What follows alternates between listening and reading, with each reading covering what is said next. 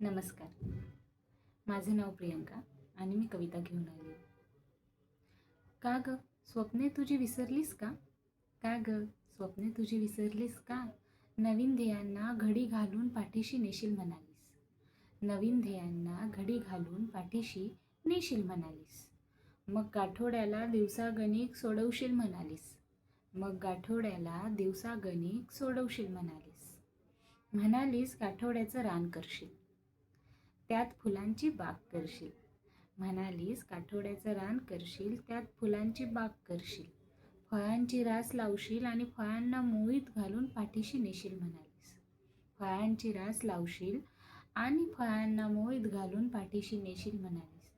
मग गाठोड्याला दिवसागणिक सोडवशील म्हणालीस.